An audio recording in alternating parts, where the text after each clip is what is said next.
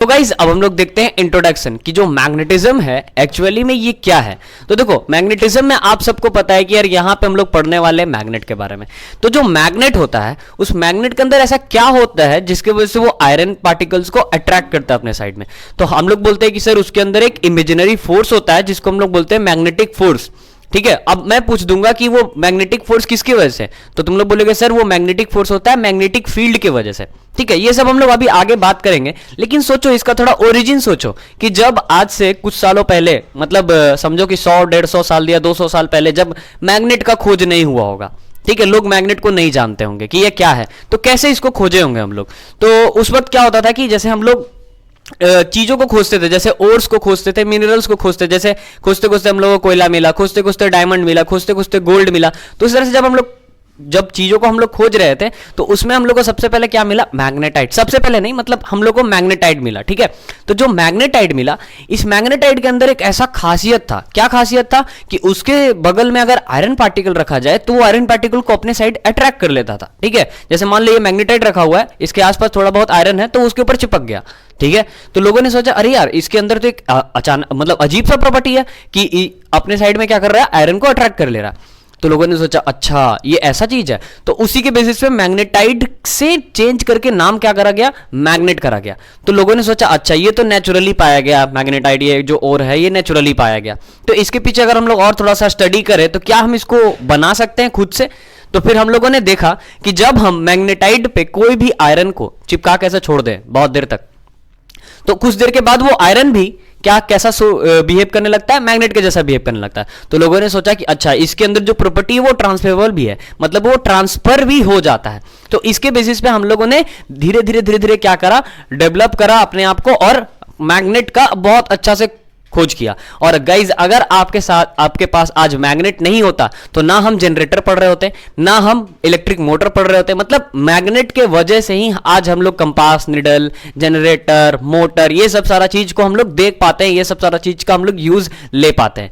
That's why किसकी वजह से, मैग्नेट्स के वजह से। तो मैग्नेट को समझना बहुत जरूरी है। तो चलिए देखते हैं इंट्रोडक्शन है क्या। देखो यहां पे लिखा गया है certain form of iron ore, माने कोई फॉर्म होगा आयरन ओर का जिसको हम लोग बोलते हैं मैग्नेटाइट। और ये मैग्नेटाइट के अंदर एक प्रॉपर्टी होता है, प्रॉपर्टी ऑफ अट्रैक्टिंग आयरन। इसके अंदर एक प्रॉपर्टी होता है कि वो क्या करे, आयरन को अट्रैक्ट करे। ठीक है, उसके बाद अगर हम देखें तो this ore is also known as, मतलब इस ओर को हम लोग आयरन ऑक्साइड के नाम से भी जानते हैं। और आयरन ऑक्साइड का जो फॉर्मूला होता है Fe3O4। ठीक है, तो Fe3O4 को ही अगर हम लोग थोड़ा सा प्यूरिफाई करें तो अच्छा मैग्नेट बनता है वो। ठीक है, अगर देखें तो artificial magnet prepared in different set.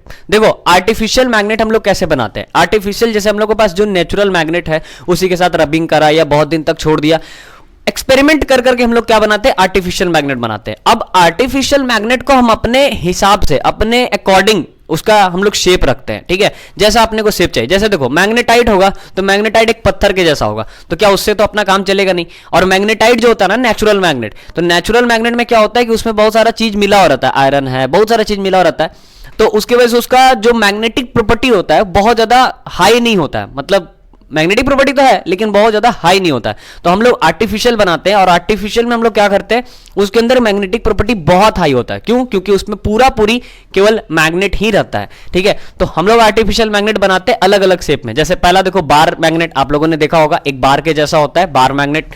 फिर उसके बाद हम लोग देखते हैं मैग्नेटिक निडल जो कि आपका कंपास में रहता है। उसके बाद हम लोग देखते हैं हॉर्स शू मैग्नेट, माने हॉर्स का जो पैर के नीचे जो लगा रहता है ना, बोलते हैं घोड़े का नाल, तो घोड़े के नाल के जैसा एक आपका हॉर्स शू मैग्नेट होता है। हॉर्स शू मैग्नेट का अगर देखा जाए तो बेसिकली उसका आर्क वाला पार्ट कहां यूज होता है, अपना मोटर में यूज होता है। आप लोगों ने देखा होगा कि मोटर में कुछ इस तरीके के मैग्नेट्स यूज करे जाते हैं और उनके बीच में ऐसा कॉइल आपका रहता है जो रोटेट करता है। ठीक है, तो ये हॉर्स शू का ही थोड़ा सा मतलब समझो कि आर्क है। ठीक है, आर्क को काट के रख दिया और उसके बीच में कॉइल सेट कर दिया, वो हम लोग देखेंगे धीरे धीरे आगे। फिर होता है सिलेंड्रिकल मैग्नेट। ठीक है, सिलेंड्रिकल मैग्नेट का बेसिकली हम लोग साइक्लोट्रॉन वगैरह में यूज करते हैं। ठीक है, साइक्लोट्रॉन एक बेसिकली डिवाइस होता है। फिर सर्कुलर मैग्नेट होता है, तो सर्कुलर मैग्नेट का भी यूज होता है बहुत जगह पे। तो हम लोग अपने यूज के अकॉर्डिंग क्या करते हैं, मैग्नेट को बनाते हैं। और यहां पे मैंने एक पॉइंट लिखा है कि देखिए artificial magnet is stronger than the natural magnet. Artificial magnet जो होता है स्ट्रॉन्गर होता है नेचुरल मैग्नेट से। क्यों, क्योंकि देखो नेचुरली जो भी चीज आता है उसके अंदर कितना मैग्नेटाइड है, कितने ऑक्साइड्स है, वो उसका कंपोजिशन है, क्योंकि वो नेचर से मिला। लेकिन आर्टिफिशियल मैग्नेट में हम लोग क्या करते हैं, अपने हिसाब से कंपोजिशन को बढ़ा सकते हैं, कंपोजिशन को घटा सकते हैं। इस वजह से आर्टिफिशियल मैग्नेट ज्यादा स्ट्रॉन्गर होता है किससे, नेचुरल मैग्नेट से। ठीक है, ये था आपका इंट्रोडक्शन। तो आपको ये ब्रीफ थोड़ा सा दिमाग में आया होगा कि यार जो मैग्नेटिज्म है, मैग्नेटिज्म में हमें पढ़ना है मैग्नेट के बारे में। और ये मैग्नेट कहां से आया, तो ये मैग्नेट आया आयरन के एक ओर से जिसका नाम था मैग्नेटाइड, और उसी को देख करके हम लोगों ने आर्टिफिशियल मैग्नेट बनाना शुरू किया। और आर्टिफिशियल मैग्नेट हम अपने नीड के अकॉर्डिंग अलग अलग बनाते हैं। ठीक है, bar magnet, horseshoe magnet, cylindrical magnet, circular magnet, इतना क्लियर हुआ। इसके बाद हम लोग देखते हैं प्रॉपर्टीज ऑफ बार मैग्नेट, क्योंकि इस चैप्टर में आप बेसिकली किसकी बात करोगे, आप बेसिकली इस चैप्टर में बात करोगे बार मैग्नेट की। तो हम लोग यहां पे देखते हैं प्रॉपर्टीज ऑफ बार मैग्नेट। अब आपको क्या करना है, वीडियो को पॉज करना है, वीडियो को पॉज करके थोड़ा सा सोचना है कि यार हमको बार मैग्नेट का प्रॉपर्टी खुद से सोचना है, क्योंकि आप लोग बचपन से देखते आ रहे हो मैग्नेट को। तो खुद से एक प्रॉपर्टी सोचो, 5 प्रॉपर्टी कम से कम खुद से सोचो, और वीडियो को पॉज करके पहले सोचो, उसके बाद देखना, उसके बाद उसके आगे वाले पार्ट को देखना कि मैंने क्या लिखा है और क्या बताया। ठीक है, तो पॉज करके सबसे पहले सोचिए। अच्छा, उसके बाद देखिए यहां पे कि यहां पे आपका जो बार मैग्नेट है उसका प्रॉपर्टी क्या है। तो सबसे पहले अगर हम लोग बार मैग्नेट को देखें तो बार मैग्नेट कुछ इस तरीके का होता होगा। ठीक है, आप सबको पता है कि जो बार मैग्नेट होता है उसमें क्या होता है, एक साइड होता है नॉर्थ, एक साइड होता है साउथ। अच्छी बात है, नॉर्थ पे भी अगर हम अट्रैक्शन करें तो भी होता है, साउथ पे भी अट्रैक्शन करें तो भी होता है। लेकिन अगर सोचो इसी के जैसा एक सामने एक और मैग्नेट लेके आता है, और ये भी नॉर्थ, ये भी नॉर्थ, दोनों ब्लैक वाला पार्ट नॉर्थ नॉर्थ, क्या ये नॉर्थ नॉर्थ अट्रैक्शन करेगा? नहीं, ये ऐसे चिपकाएंगे पूरा पूरा एकदम ऐसे दबाने की कोशिश करेंगे, ऐसे इधर भाग जाएगा, इधर भाग जाएगा, कभी भी ये अट्रैक्शन नहीं करेगा। क्यों नहीं करता है, इसके पीछे भी आएंगे जब हम लोग फील्ड पढ़ेंगे, तब मैग्नेटिक फील्ड पढ़ेंगे, तब मैं क्लियरली बताऊंगा कि क्यों ये दोनों आपस में अट्रैक्ट नहीं करते हैं। उसके पीछे भी एक लॉजिक है, due to magnetic field lines, बाद में देखेंगे। तो फिलहाल अभी अगर मोटा मोटी देखें तो जो मैग्नेट होता है उसके पास 2 पोल होते हैं। ठीक है, एक होता है नॉर्थ, एक होता है साउथ। ठीक है, अगर इस मैग्नेट को ब्रेक कर दे तो भी, ब्रेक करने के बाद इधर नॉर्थ इधर साउथ ऐसा नहीं होगा। ब्रेक करने के बाद ये नॉर्थ है तो ये साउथ बनेगा, और फिर ये नॉर्थ है तो फिर ये साउथ। जैसे सपोज दैट ये मान लो एक बड़ा सा मैग्नेट, इतना बड़ा एक मैग्नेट है, ये पोल हो गया नॉर्थ, ये पोल हो गया साउथ।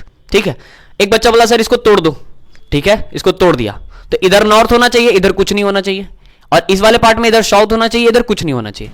लेकिन ऐसा होता है क्या? नहीं। अगर इधर साउथ है तो इधर नॉर्थ बनेगा ही बनेगा। मतलब मैग्नेट ऑलवेज एग्जिस्ट इन अ डाइपोल, मैग्नेट हमेशा एग्जिस्ट करेगा डाइपोल में। देखो ये एक पोल, ये एक पोल, तो डाइपोल मतलब हमेशा पेयर में एग्जिस्ट करता है। तो यही सब प्रॉपर्टीज है, इसको थोड़ा सा अच्छे से समझते हैं। देखिए properties of bar magnet, it attracts iron, निकल, कोबाल्ट एक्सेट्रा। ये तो बचपन से पता था कि यार जो मैग्नेट होता है वो अट्रैक्ट करता है आयरन को, निकल को, कोबाल्ट को, मतलब जिसके अंदर आयरन कंपोजिशन होता है उसको जनरली अट्रैक्ट करता है।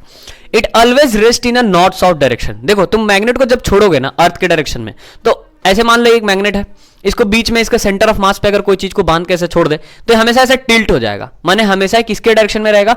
नॉर्थ साउथ डायरेक्शन में। और यही प्रॉपर्टी के वजह से हम लोग कंपास निडल खोज पाते हैं, क्योंकि कंपास निडल में क्या होता है, एक फ्रीली सस्पेंडेड मैग्नेट रहता है।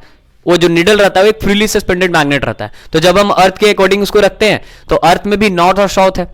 जब आपको अर्थ मैग्नेटिज्म पढ़ाऊंगा मैं, तो अर्थ मैग्नेटिज्म में आपको यह चीज पता चलेगा कि अर्थ में कहां नॉर्थ है, कहां साउथ है, ज्योग्राफिकल नॉर्थ क्या होता है, ज्योग्राफिकल साउथ क्या होता है। उसके अकॉर्डिंग हमारा जो निडल होता है ना, तुम ही सोचो यार कि अगर मान लो अर्थ में ऊपर वाला पार्ट नॉर्थ हो गया, नीचे वाला पार्ट साउथ हो गया, एक समझने के लिए, ठीक है, और इसके सामने तुमने मैग्नेट अपना एक मैग्नेट रख दिया ऐसे, ये नॉर्थ ये साउथ, तो क्या ये ऐसे एग्जिस्ट करेगा? नहीं, ये हमेशा ऐसा टिल्ट हो जाएगा, ये हमेशा ऐसा टिल्ट हो जाएगा। माने ये साउथ इससे नॉर्थ से अट्रैक्ट करना चाहेगा और ये नॉर्थ इस साउथ से अट्रैक्ट करना चाहिए, तो हमेशा ये टिल्ट हो जाएगा। तो यही लिखा गया है कि it always rest in north south direction. जब इसको छोड़ दो रेस्ट पे तो ये कैसे डायरेक्शन में रहेंगे? नॉर्थ साउथ डायरेक्शन में रहेंगे। ठीक है, अच्छा उसके बाद एक चीज और लिखा गया जो भी मैंने बताया कि जो नॉर्थ नॉर्थ रहेगा कभी भी अट्रैक्ट नहीं करेगा, या साउथ साउथ रहेगा तो कभी भी अट्रैक्ट नहीं करेगा। तो वही चीज यहां लिखा गया, लाइक पोल, लाइक माने एक जैसा, तो like pole repel each other. ठीक है, जो एक जैसा होता है उनके बीच में क्या होता है? रिपल्सन होता है। और unlike pole attract each other. Unlike मतलब ये अगर नॉर्थ है तो ये अपना साउथ है, तो इसमें क्या होगा? अट्रैक्शन होगा। ठीक है, इस चीज को याद करने के लिए, बस याद करने के लिए, इसको रियल लाइफ में रिलेट नहीं करना, ठीक है, बस याद करने के लिए मैं आपको एक छोटा सा मतलब ऐसे कहानी सुनाता हूं ताकि आपको थोड़ा मजा आए। सपोज दैट मानिए कि किसी घर में शादी होता है, लड़का लड़की का शादी होता है, तो मान लेते हैं कि लड़का का जो बिहेवियर है बहुत ही नेगेटिव नेचर का बिहेवियर है। नेगेटिव माने बहुत ही दिमाग उसका बदमाश वाला, एकदम गंदा दिमाग वाला, ठीक है, बहुत नेगेटिव नेचर। और जो लड़की जिससे उसका शादी हुआ वो भी बहुत नेगेटिव नेचर का, ठीक है, उसका भी एकदम दिमाग बहुत गंदा, ठीक है। तो दोनों नेगेटिव नेचर का, तो दोनों का क्या है, दोनों का पोल एक जैसा हो गया। ये भी लाइक मतलब ये भी नेगेटिव, ये भी नेगेटिव, तो दोनों कैसे हो गए, लाइक पोल हो गए।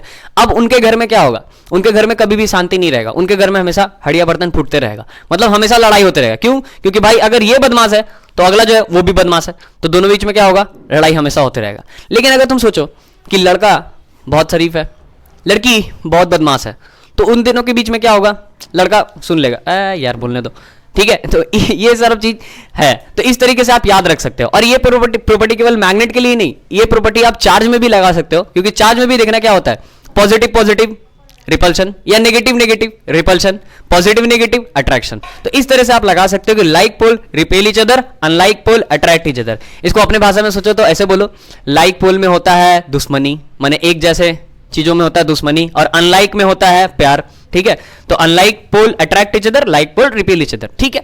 अच्छा आगे देखते हैं, magnetic pole always exist in pair. अभी मैंने बोला कि जब मैग्नेट को अगर आप तोड़ दो तो कैसे एग्जिस्ट करेंगे, वो पेयर में एग्जिस्ट करेंगे। So they are dipole in nature, इसीलिए उसको हम लोग क्या बोलते हैं, ये डाइपोल होता है नेचर में।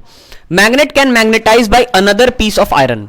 देखो मैग्नेट जो होता है उसको हम लोग मैग्नेटाइज कर सकते हैं अनदर पीस ऑफ आयरन। जैसे मान लीजिए ये एक मैग्नेट है, तो इसी को देख के बोला जाता था पुराने जमाने में, संगत से गुनात है, संगत से गुंजात है। तो मतलब ये जो मैग्नेट है, ये मैग्नेट में अगर हम एक आयरन का पीस रख दें तो इसके प्रॉपर्टीज इसमें ट्रांसफर हो जाएंगे। तो मतलब संगत से गुण आता भी है और संगत से गुण जाता भी है, ठीक है। तो ये चीज बोला जाता है। तो magnet can magnetize by another piece of iron, ठीक है। तो सबसे पहले आप इसका स्क्रीनशॉट ले लीजिए, हालांकि स्क्रीनशॉट लेने की जरूरत नहीं है, डिस्क्रिप्शन में आपको इसका नोट्स मिल जाएगा, बहुत ही अच्छा हैंड रिटन नोट्स है, तो वहां से आप इसका नोट्स देख सकते हैं, नोट्स से अच्छे से पढ़ सकते हैं।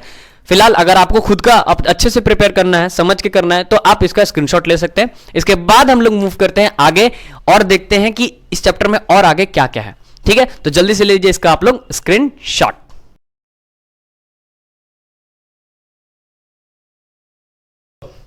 तो अभी हम लोग देखते हैं मैग्नेटिक फील्ड के बारे में।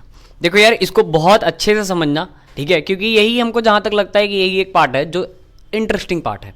तो देखो जो मैग्नेट्स होते हैं ना, जैसे मान लीजिए ये एक मैग्नेट है, इसमें ये पोल है नॉर्थ, ये पोल है साउथ, तो इसके सामने सर अगर मैं दूसरा नॉर्थ पोल को लेकर के आऊं तो वो कभी अट्रैक्ट नहीं करता है। इसके पीछे रीजन क्या है? इसके पीछे रीजन ये है कि देखो लिखा हुआ तो बहुत कुछ है, लेकिन हम लोग स्टार्ट करते हैं यहाँ से।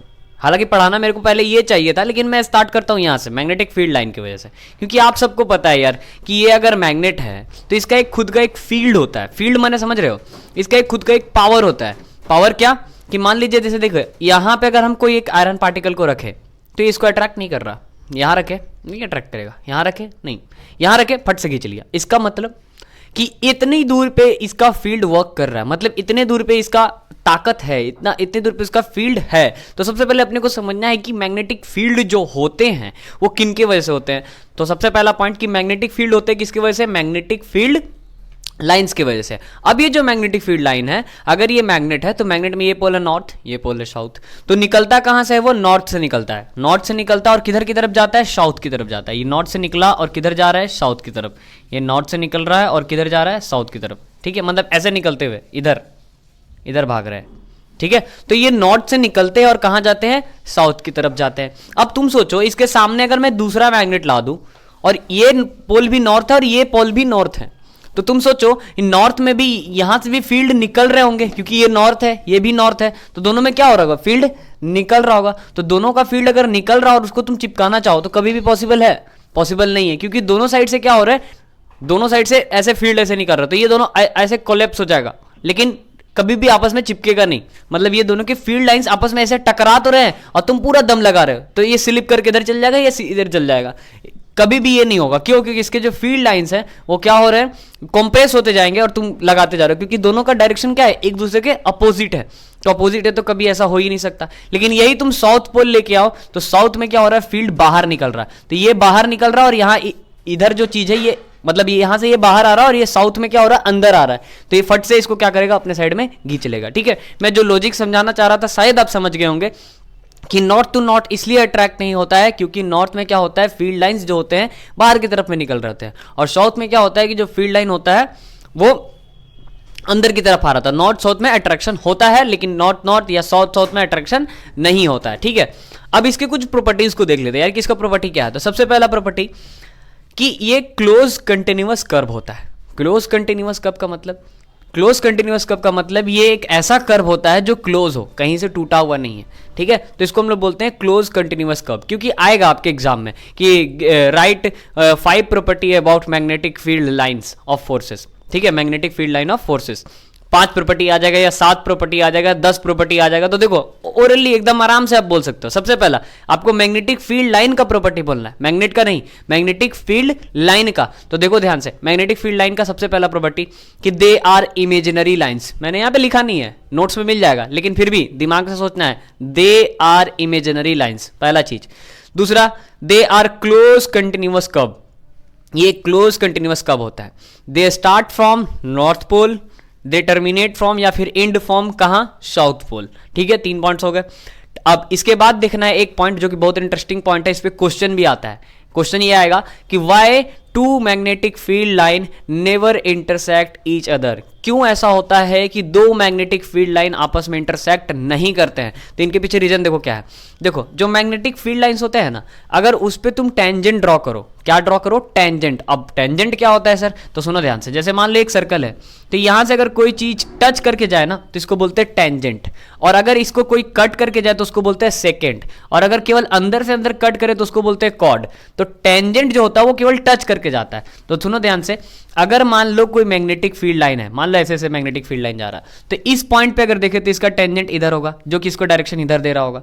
इस पॉइंट पे देखे तो इसका टेंजेंट इधर होगा जो कि इसका डायरेक्शन इधर दे रहा होगा। इस पॉइंट पे देखे तो टेंजेंट इधर होगा जो कि इसका डायरेक्शन इधर दे रहा होगा। तो हर पॉइंट पे अलग अलग टेंजेंट होता है और अलग अलग डायरेक्शन देता है, ठीक है। अब अगर मान लो कि इसी पॉइंट से अगर हम दूसरा मैग्नेटिक फील्ड लाइन लेके चले जाएं, तो एक पॉइंट पे 2 डायरेक्शन पॉसिबल है। एक पॉइंट पे आदमी 2 डायरेक्शन में जा सकता है क्या, कभी कभी नहीं जा सकता। वो या तो इधर जाएगा या तो इधर जाएगा। तो इसीलिए एक पॉइंट पे 2 डायरेक्शन में कभी भी मैग्नेटिक फील्ड नहीं चल सकती है।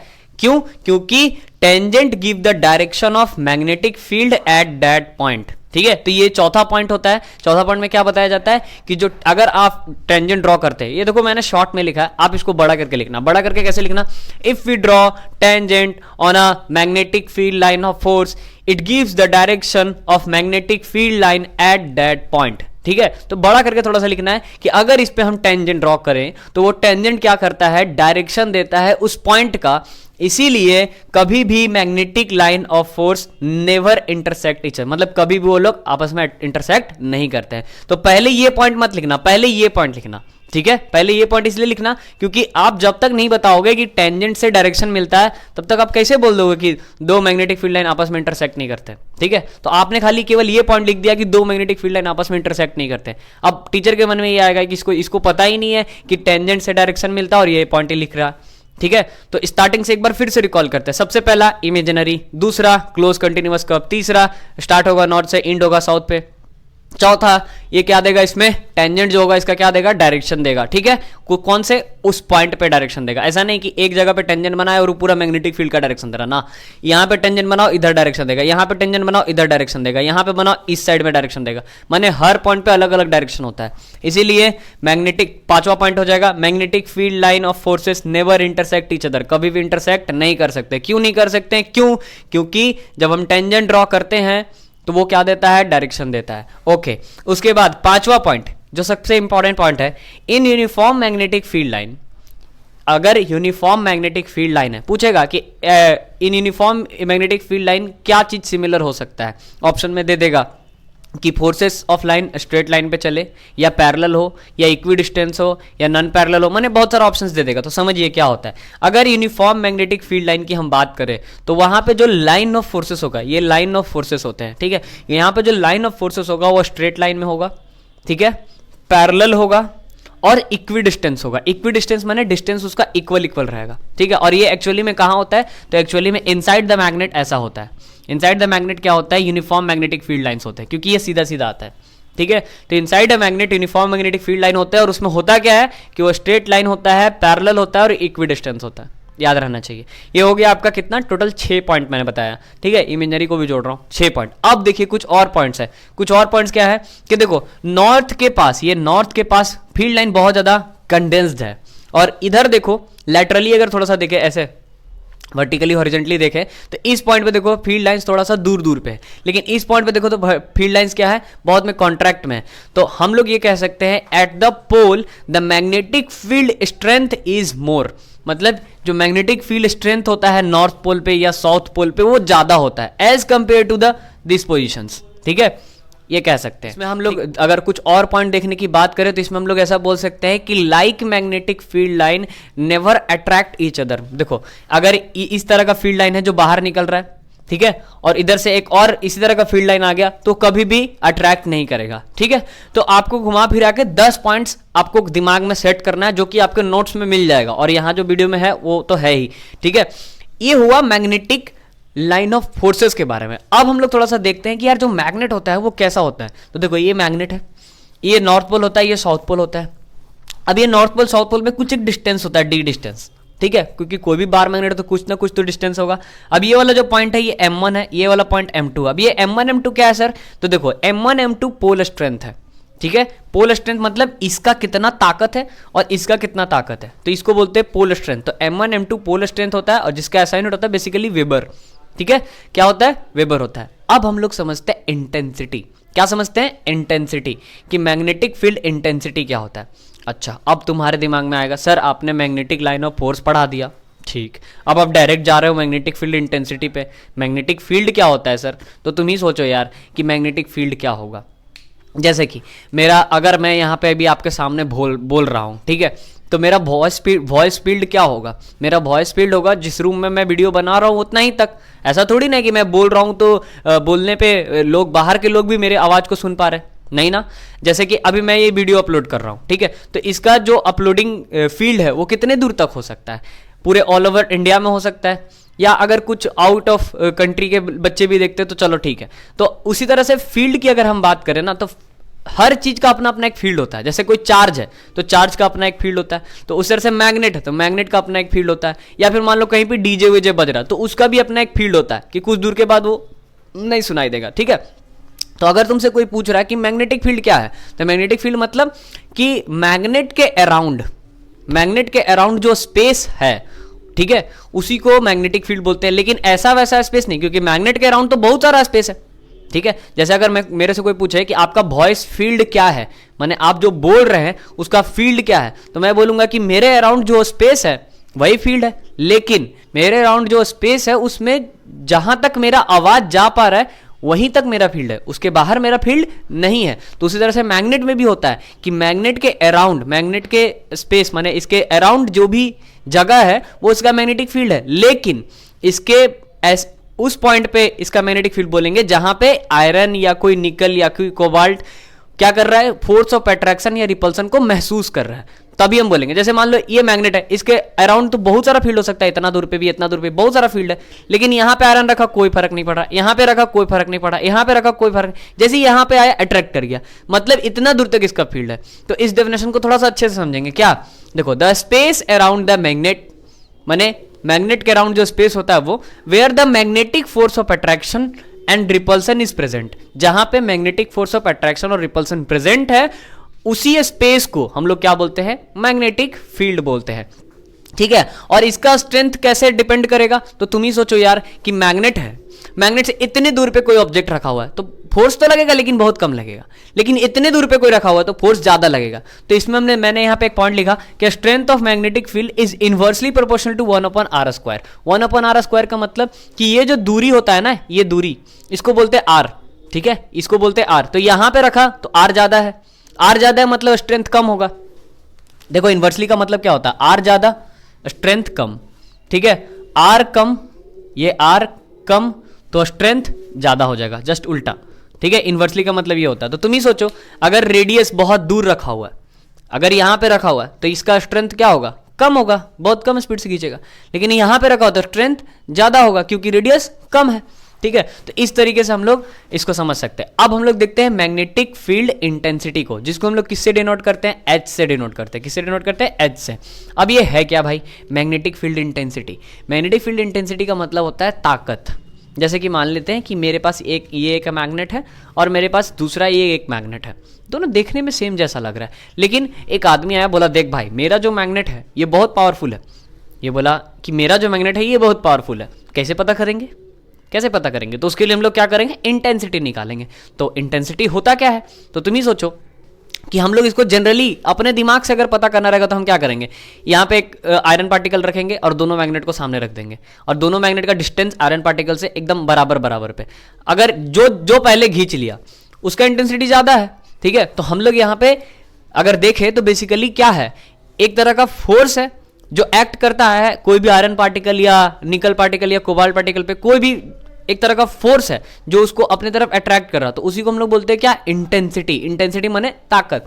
देखो यहाँ पे क्या लिखा हुआ है, force acting on a north pole placed at that point. मतलब कि जैसे मान लीजिए आपके सामने एक मैग्नेट है, आपके सामने एक मैग्नेट है, ये मान लीजिए नॉर्थ पोल एक साउथ पोल, तो ये कोई भी पार्टिकल यहाँ पे फोर्स नहीं लगा पा रहा है, यहाँ पे फोर्स लगा दे रहा है, तो ये जो इस पे फोर्स लगा रहा है, तो इस पे कितना फोर्स लगा रहा है, उसी फोर्स को हम लोग क्या बोलते हैं, मैग्नेटिक फील्ड इंटेंसिटी बोलते हैं। ठीक है, कि इस पे कितना वो फोर्स लगा रहा है। तो वो फोर्स केवल नॉर्थ का ही हम लोग देखते हैं, साउथ का नहीं देखते। कि क्यों, क्योंकि नॉर्थ से जनरेट हो रहा है फील्ड लाइन, तो यहां अगर ज्यादा फील्ड लाइन जनरेट हुआ तो ऑब्वियस सा बात है इसका फोर्स ज्यादा होगा, तो फिर साउथ का क्यों देखना भाई, है ना। अब कोई सन की बच्चा होगा बोले हम साउथ का भी देख सकते, देखो यार साउथ का भी देख सकते हो, कोई दिक्कत नहीं, लेकिन हम लोग का एक जनरल क्या होता है दिमाग में कि भाई नॉर्थ से फील्ड जनरेट हो रहा है। अब अगर मान लो तुम ही सोचो कि नॉर्थ से 10 फील्ड लाइन जनरेट हो रहा है, तो क्या साउथ में 9 जाएगा, नहीं ना, साउथ में भी तो 10 ही जाएगा ना। तो अगर हम नॉर्थ का पता कर लिए तो ऑटोमेटिक पूरा मैग्नेट का पता चल गया।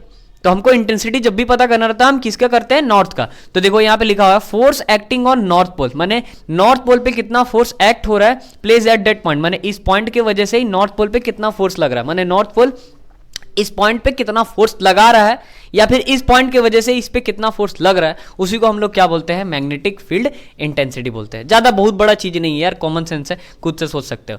तो अगर देखें तो ये वेक्टर क्वांटिटी होता है, क्योंकि फोर्स की बात हो रही तो force is a vector quantity, तो भैया ये भी वेक्टर क्वांटिटी।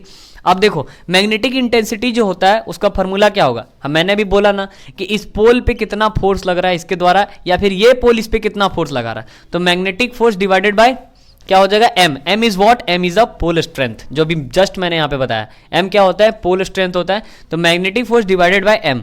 अब अगर हम मैग्नेटिक फोर्स की बात करें तो यहां पे फॉर्मूला जो है मैग्नेटिक फोर्स का, ये शायद आपको नहीं पता होगा, ये फॉर्मूला शायद आपको नहीं पता होगा, लेकिन अगर आप लोगों ने इलेक्ट्रोस्टैटिक पढ़ा है तो वहां पे आपको पढ़ाया गया होगा कि अगर दो चार्ज रखा हुआ है, या फिर आप लोगों ने इलेक्ट्रोस्टैटिक नहीं पढ़ा है, ग्रेविटेशन पढ़ा है क्लास 9th में, तो वहां पे आपको पढ़ाया गया होगा कि अगर दो मास ऑब्जेक्ट्स रहते हैं तो उसका जो फॉर्मूला आता है वो क्या आता है, m1, मतलब डायरेक्टली प्रोपोर्शनल होता है प्रोडक्ट ऑफ मास के, और इनवर्सली प्रोपोर्शनल होता है distance of square between them के।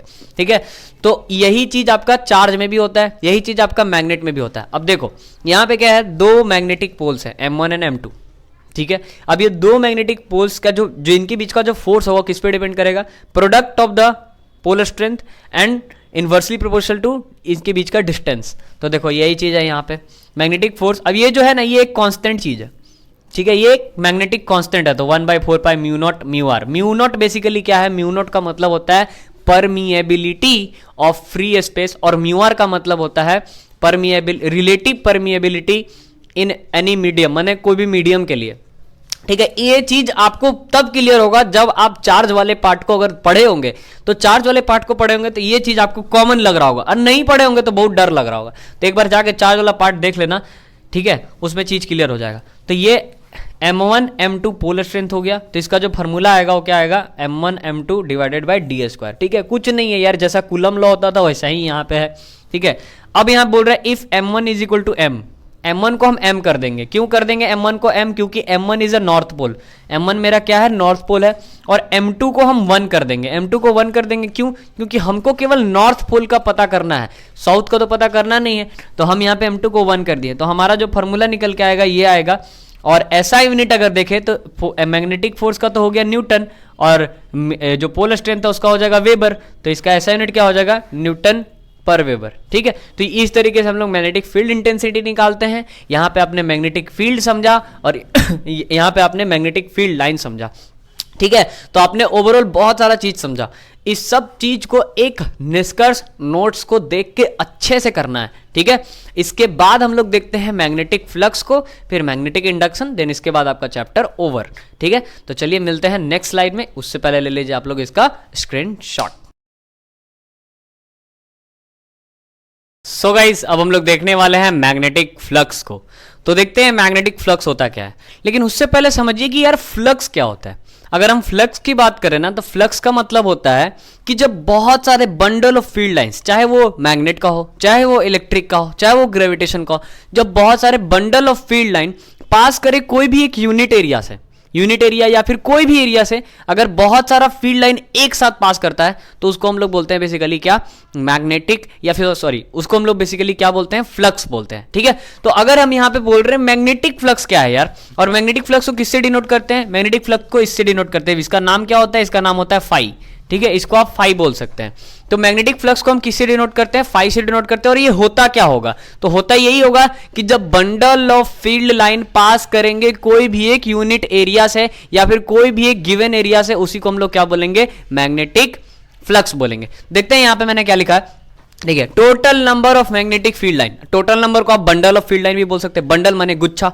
तो total number of magnetic field line of a forces passing normally through a given area is called magnetic flux. वही चीज है कि जब 90 डिग्री से, जैसे देखो ये अगर गिवन एरिया है और यहां पे बहुत सारे बंडल ऑफ फील्ड लाइन है, तो जब ये गिवन एरिया से बहुत सारे bundle of field line 90 degree पे पास करे, तो उस चीज को हम लोग क्या बोलेंगे, फ्लक्स बोलेंगे। अगर ये फील्ड लाइन मैग्नेटिक है तो मैग्नेटिक फ्लक्स, अगर ये फील्ड लाइन इलेक्ट्रिक है तो इलेक्ट्रिक फ्लक्स, ठीक है। बात समझ में आया कि क्या होता है फ्लक्स। फ्लक्स का मतलब होता है जब बहुत सारे फील्ड लाइन पास करेंगे कोई भी एक गिवन एरिया को परपेंडिकुलरली, तो उसको बोलेंगे फ्लक्स। अगर ये फील्ड लाइन मैग्नेट का है तो मैग्नेटिक फ्लक्स, अगर ये फील्ड लाइन इलेक्ट्रिक का है तो इलेक्ट्रिक फ्लक्स। डेफिनेशन वही रहेगा, ठीक है। इसको डिनोट किससे करते हैं, फाई से। अब तुम सोच रहे हो सर अगर इलेक्ट्रिक फ्लक्स की बात करें तो इलेक्ट्रिक फ्लक्स को किससे डिनोट करते हैं, उसको भी फाई से ही डिनोट करते हैं भाई। बहुत सारे बुकों में ऐसा लिख देता है मैग्नेटिक फ्लक्स के लिए फाई एम, ठीक है। ये हो गया किसके लिए, मैग्नेटिक फ्लक्स के लिए। और बहुत सारे बुक में क्या लिख देता है, phi E, that for electric flux, ठीक है। ये किसके लिए लिख दिया, इलेक्ट्रिक फ्लक्स के लिख दिया, तो टेंशन नहीं लेना है। अच्छा, इसका ऐसा यूनिट क्या होता है, इसका ऐसा यूनिट वेबर होता है। इसका ऐसा यूनिट क्या होता है, वेबर होता है। किसके लिए, मैग्नेट के लिए। इलेक्ट्रिक के लिए कुछ और होता है, ठीक है। तो इसका ऐसा यूनिट क्या हो गया, वेबर हो गया। अब हम लोग थोड़ा देखते हैं magnetic flux density. Magnetic flux density, अब तुम थोड़ा खुद से सोचो यार कि अगर मान लेते हैं ये एक मैग्नेट है, ठीक है। यहां पे इसके पास से 10 फील्ड लाइन निकल रहा है, कहां से, नॉर्थ से इसके पास से 10 फील्ड लाइन निकल रहा है। इसके नीचे एक दूसरा मैग्नेट है, यहां पे इसके पास से 15 फील्ड लाइन निकल रहा है। तो किसका फ्लक्स डेंसिटी ज्यादा होगा, तुम खुद बोलोगे सर इसका फ्लक्स डेंसिटी ज्यादा होगा। अच्छा, अगर इसका फ्लक्स डेंसिटी ज्यादा है तो ये किसी चीज को ज्यादा अट्रैक्ट करेगा कि नहीं, मतलब इसका मैग्नेटिक फील्ड इंटेंसिटी भी ज्यादा होगा। फिर से एक बार देखिए, ये दो मैग्नेट्स हैं, ठीक है। अगर इसमें 10 मैग्नेटिक फील्ड लाइन निकल रहा है यहां से, इसमें 15 मैग्नेटिक फील्ड लाइन यहां से निकल रहा है, दैट मींस कि यहां पे इसका मैग्नेटिक फ्लक्स डेंसिटी कम है सर, किसके रिस्पेक्ट में, इसके रिस्पेक्ट में। क्यों, क्योंकि इसके पास 10 है, इसके पास 15 है। अब अगर यहां पे 15 मैग्नेटिक फील्ड लाइन है तो इसका मैग्नेटिक फ्लक्स ज्यादा, और अगर मैग्नेटिक फ्लक्स ज्यादा तो ये किसी चीज को जल्दी अट्रैक्ट करेगा। जल्दी अट्रैक्ट करेगा मतलब मैग्नेटिक फील्ड इंटेंसिटी भी ज्यादा। तो अगर हम इनडायरेक्ट वे में सोचें तो जिसका फ्लक्स ज्यादा होता है उसका मैग्नेटिक फील्ड इंटेंसिटी भी ज्यादा होता है। अब आगे देखते हैं, आगे देखिए, मैग्नेटिक फ्लक्स डेंसिटी और मैग्नेटिक इंडक्शन, जिसको हम लोग किससे दिखाते हैं, बी से दिखाते हैं, और मैग्नेटिक फ्लक्स इंटेंसिटी को किससे दिखाते हैं, एच से दिखाते हैं। याद रहना, मैग्नेटिक फ्लक्स इंटेंसिटी को H से दिखाते हैं, मैग्नेटिक फ्लक्स डेंसिटी को B से दिखाते हैं। ओके, अब यहां पे देखेंगे मैग्नेटिक फ्लक्स पासिंग नॉर्मली, इसको कैसे निकालेंगे, डेंसिटी निकालना है। डेंसिटी का मतलब क्या होता है यार, मास बाय वॉल्यूम, पढ़े हो ना आप लोग। तो डेंसिटी निकालना है, तो डेंसिटी निकालने के लिए हम क्या करेंगे, हम लोग देखेंगे कि एक छोटे से एरिया से कितना पास हो रहा है। अगर छोटे से एरिया वाला पता चल गया तो पूरा पता चल जाएगा। तो वही चीज यहाँ पे हम लोगों ने करा है कि magnetic flux passing normally through a unit area at that point, उसी को हम लोग क्या बोलते हैं, मैग्नेटिक फ्लक्स डेंसिटी बोलते हैं। नोट्स में इसका अच्छा डेफिनेशन मिलेगा आप लोग को। मेरे पास उतना जगह नहीं है, उतना लिखने में टाइम भी बहुत ज्यादा चला जाता है यार। डिजिटल बोर्ड है नहीं अपने पास की पूरा मेहनत, मतलब टू द पॉइंट ऐसे टिपते जाओ और समझाते जाओ, तो लिखने में बहुत मेहनत होता है, इसीलिए मैं पॉइंट छोटा छोटा पॉइंट लिखता हूं, और छोटे छोटे पॉइंट लिखने से आप लोग को याद भी होता है। ठीक है, तो याद क्या रखना है, याद यहां पे ये रखना है कि यूनिट एरिया, अगर हम यूनिट एरिया पे देखें, यूनिट एरिया पे हम मैग्नेटिक फ्लक्स को पास कराए तो वहां जो चीज आएगा वो आएगा मैग्नेटिक फ्लक्स डेंसिटी। ओके, तो मैग्नेटिक फ्लक्स डेंसिटी क्या होगा, जिसको बी से दिखाते हैं, वो होगा magnetic flux divided by unit area. ठीक है, तो मैग्नेटिक मतलब इसका फॉर्मूला देखें तो क्या हो जाएगा, फ्लक्स का सिंबल ये और डिवाइडेड बाय एरिया। अगर इसका यूनिट देखें तो तुम ही लोग को पता होगा, फ्लक्स का यूनिट क्या होता है, वेबर, एरिया का यूनिट क्या होता है, मीटर स्क्वायर। अरे area length into breadth, length into breadth के लिए क्या, मीटर स्क्वायर। तो यहां पे इसका यूनिट क्या हो जाएगा, वेबर मीटर स्क्वायर, और वेबर मीटर स्क्वायर को खोजा था टेस्ला साहब ने, सर ठीक है, सर निकोला टेस्ला उनका नाम है, तो टेस्ला साहब ने खोजा था, इसीलिए हम लोग बोल देते हैं कि 1 tesla is equal to 1 weber by 1 metre square. ठीक है, बात समझ में आया, तो हम लोग इसका ऐसा यूनिट टेस्ला भी बोलते हैं। तो आपसे कोई पूछेगा कि बताओ मैग्नेटिक फील्ड में, मतलब मैग्नेट वाले चैप्टर में टेस्ला किसका यूनिट होता है, तो बहुत सारे बच्चे बोल देते हैं सर मैग्नेटिक फील्ड का यूनिट होता है टेस्ला। गूगल में भी आप सर्च करोगे ना तो बोलेगा मैग्नेटिक फील्ड का ऐसा यूनिट होता है टेस्ला। ठीक है यार, मैग्नेटिक फील्ड का ऐसा यूनिट होता है टेस्ला, लेकिन अगर थोड़ा सा ध्यान से देखें तो मैग्नेटिक फ्लक्स डेंसिटी का ऐसा यूनिट होता है टेस्ला। क्यों, क्योंकि टेस्ला साहब ने यह बताया था कि जो बंडल ऑफ फील्ड लाइन पास हो रहे हैं एक यूनिट एरिया से, उसको हम लोग टेस्ला में दिखाएंगे, उसको हम लोग वेबर पर मीटर स्क्वायर में देखेंगे। ठीक है, अब उसी में अगर मान लो एक यूनिट एरिया से एक ही फील्ड लाइन पास कर रहा है, एक यूनिट एरिया से एक ही फील्ड लाइन पास कर रहा है, तो उस बेसिस पे लोग मैग्नेटिक फील्ड का भी ऐसा यूनिट टेस्ला बोल देते हैं। तो गलत नहीं है, सही है, लेकिन दिमाग में रखना है कि टेस्ला किसका यूनिट हो सकता है, मैग्नेटिक फील्ड का भी हो सकता है और मैग्नेटिक फ्लक्स डेंसिटी का भी हो सकता है। मैग्नेटिक फ्लक्स का ऐसा यूनिट टेस्ला नहीं होगा, मैग्नेटिक फ्लक्स डेंसिटी का ऐसा यूनिट टेस्ला होगा। ओके, यानी कि मैग्नेटिक इंडक्शन का। ये चीज तो आपको क्लियर हुआ। अब हम लोग एक चीज देखते हैं, relation between magnetic flux density and magnetic field intensity. मतलब हम लोग अब रिलेशन देख रहे हैं किसके वजह से, किसके बीच में, मैग्नेटिक फ्लक्स डेंसिटी और मैग्नेटिक फील्ड इंटेंसिटी। देखो इस चीज को स्टार्ट करने से पहले ही मैंने आपको बता दिया था कि देखो भाई, अगर फ्लक्स डेंसिटी ज्यादा तो मैग्नेटिक फील्ड इंटेंसिटी भी ज्यादा होगा। क्यों, क्योंकि फ्लक्स डेंसिटी ज्यादा मतलब फील्ड लाइन ज्यादा, और अगर फील्ड लाइन ज्यादा है तो वो चीजों को जल्दी अट्रैक्ट करेगा, इसका मतलब उसका इंटेंसिटी भी ज्यादा है। तो वही चीज यहां पे लिखा है, more of magnetic flux density, more of magnetic field intensity. अगर मैग्नेटिक फ्लक्स डेंसिटी ज्यादा है तो मैग्नेटिक फील्ड इंटेंसिटी भी ज्यादा होगा। दैट मीन्स कि ये डायरेक्टली प्रोपोर्शनल है, अगर इसको बढ़ाएंगे तो ये भी बढ़ेगा। ठीक है, तो B is directly proportional to H। अब प्रोपोर्शनलिटी हटाएंगे तो एक कांस्टेंट आएगा। ठीक है, अगर हम उस कांस्टेंट को देखें तो B बाई H आएगा। अब वो जो कांस्टेंट होता है वो क्या होता है, उस कांस्टेंट का हम लोग नाम देते हैं म्यू, उसका हम नाम क्या देते हैं, म्यू। अब ये जो म्यू है वो क्या है, म्यू होता है परमिएबिलिटी ऑफ फ्री स्पेस। मान लो अगर म्यू नॉट लिख दिया, म्यू नॉट लिख दिया तो मतलब हो गया परमिएबिलिटी ऑफ फ्री स्पेस, खाली म्यू लिख दिया तो होता है परमिएबिलिटी। ठीक है, परमिएबिलिटी है क्या, तो जब हम मैग्नेट्स को रखते हैं तो एयर में रखते हैं या कोई भी मीडियम में रखते हैं, तो वहां पे जो एयर के द्वारा या किसी मीडियम के द्वारा रेस्ट्रिक्शंस आता है तो वहां पे एक कांस्टेंट हम लोग मान के चलते हैं, जिसको हम लोग क्या बोलते हैं, परमिएबिलिटी। जैसे आप लोगों ने इलेक्ट्रिक चार्ज में एप्सिलॉन पढ़ा होगा, एप्सिलॉन नॉट, जिसको हम लोग बोलते थे परमिटिविटी। ठीक है, परमिटिविटी ऑफ फ्री स्पेस, तो वो अलग चीज था, वो चार्ज के लिए आता था। यहां पे किसके लिए आ रहा है, मैग्नेट के लिए आ रहा है। तो यहां जो कांस्टेंट आएगा वो क्या आएगा, परमिएबिलिटी ऑफ फ्री स्पेस। और अगर म्यू आर लिखा हुआ है तो मतलब relative permittivity, sorry relative permeability. Relative permeability क्या हो गया, जैसे मान लो एयर के रिस्पेक्ट में अगर मीडियम का देख रहे हैं या मीडियम के रिस्पेक्ट में अगर वाटर का देख रहे हैं, तो उस तरह के लिए हम लोग क्या यूज करते हैं, रिलेटिव परमिएबिलिटी यूज करते हैं। तो तुम थोड़ा सा ध्यान से देखो, ये जो कांस्टेंट, ये जो फॉर्मूला आया था कांस्टेंट इनटू एस, तो ये जो कांस्टेंट था वो कौन था, म्यू था। तो म्यू जो यहाँ पे था उसको मैंने लिख दिया म्यू नॉट को, किसके लिए, एयर के लिए। और अगर mu naught into mu R रखेंगे तो ये किसके लिए, मीडियम के लिए, माने कोई रिलेटिव के लिए।